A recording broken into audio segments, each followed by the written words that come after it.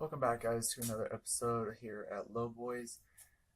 And I got you up on a different stand today just so I can kind of try to explain a couple of things of what's going on with the mini truck, and you can kind of tell that over on the side here. But a lot of stuff's been done, as you can tell by the video before this. Sorry I didn't get a lot of it on video. I just been working really crazy with my family. I tried to get some video of it, but we didn't get the initial video of getting the engine ripped out and getting the engine actually tore down. I'm probably going to be doing a little bit more video today, just trying to go over a couple things. Plus, there's a lot of stuff that needs to be done on the truck since we have to rebuild the engine now. And I'm not really too precise about that. Plus, I'm going to bring you guys along when I go to do the DIY piston cleaning.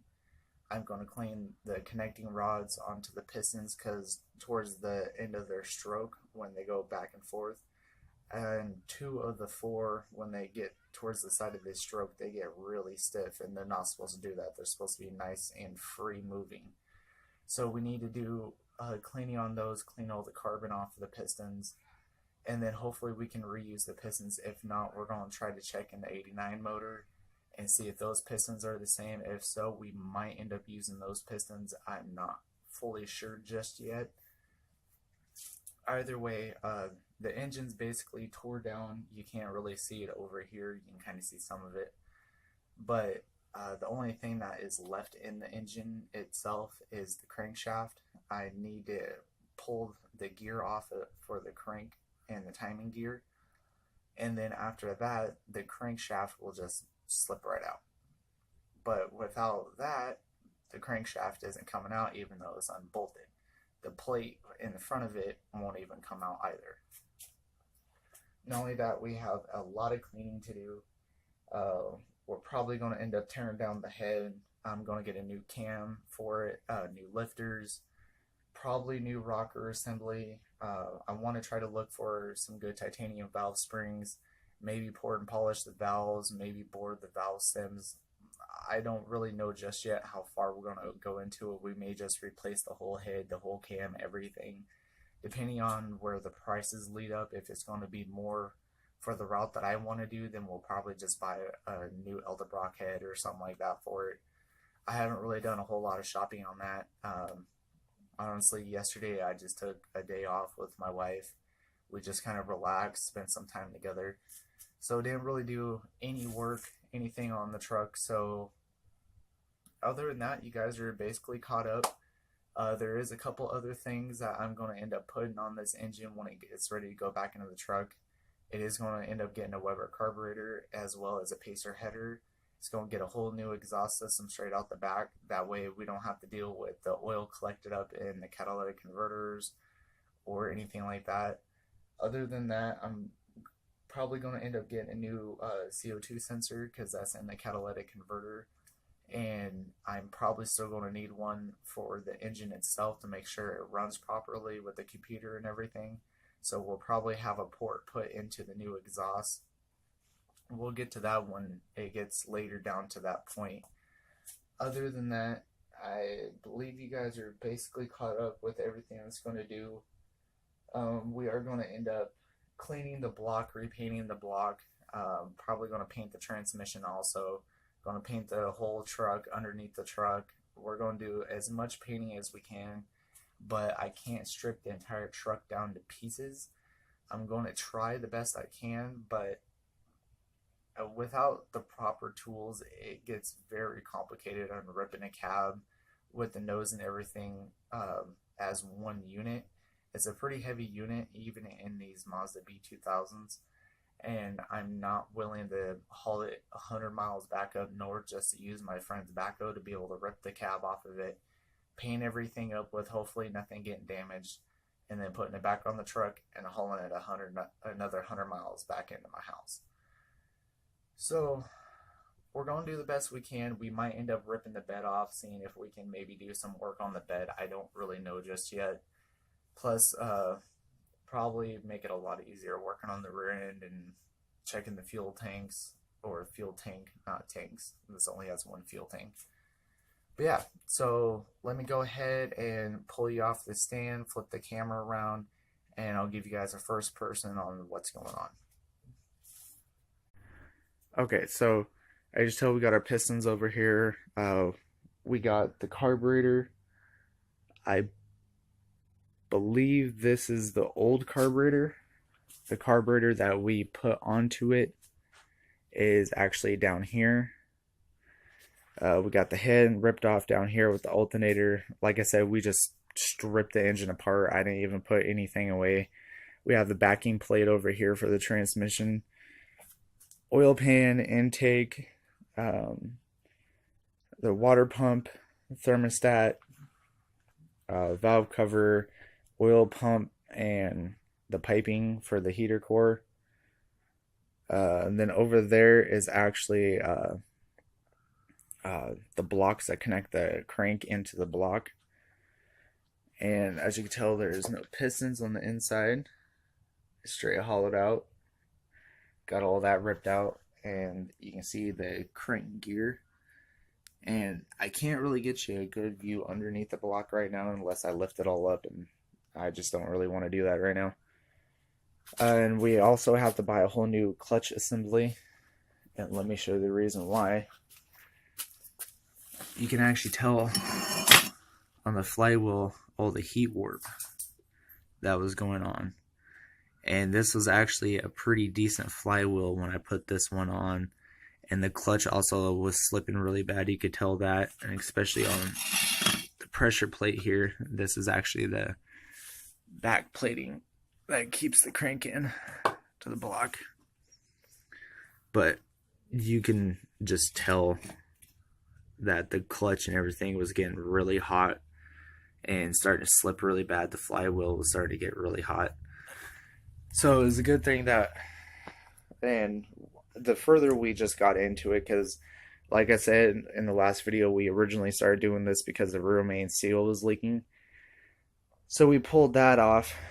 Well, actually, we got the flywheel and everything off, which that was a pain in the butt. It's a good thing my brother was here to help me with that, or there's no way I was getting that off.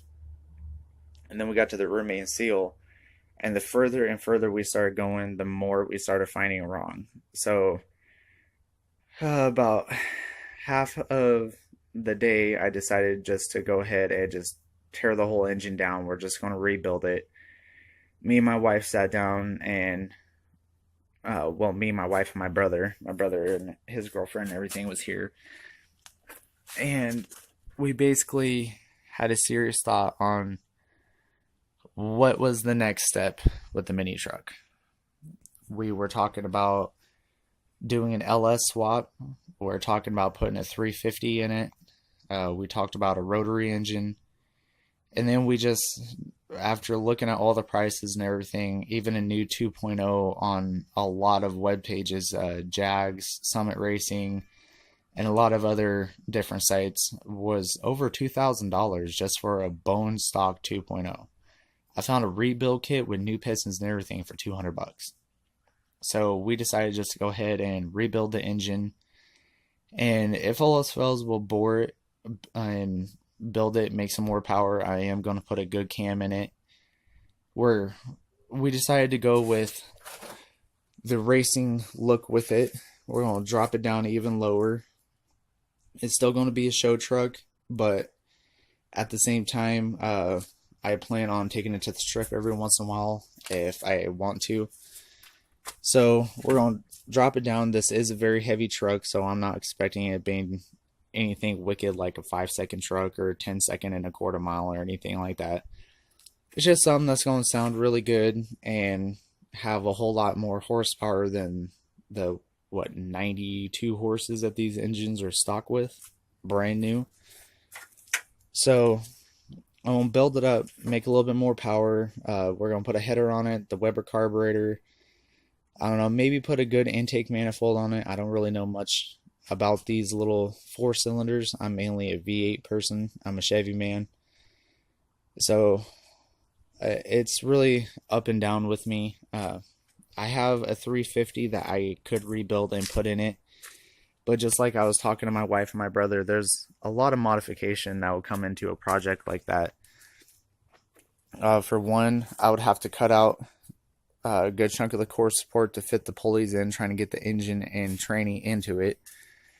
I'll have to move the motor mounts forward or back. I might have to push the firewall back, which I really don't want to do. Make a new cross member, have a custom driveline built for it, and then modify a Ford 9-inch in it. So as you can tell, that's a lot of work, and I don't have the tools to do a project like that. Don't really have the money to do a project like that right now either. So yeah, what we're going to do is just rebuild the engine, probably put the stock transmissions back in it, one of the two. There is a sensor that I need to solder back on to both of the transmissions before I can run either one of them. It's a negative on the same sensor on this one, and it's a positive on the same exact sensor on that one. Go figure. And then I thought about it. I thought about having my alcohol wheels drilled for the truck, but I think my dad would actually be pretty ashamed if I did something like that.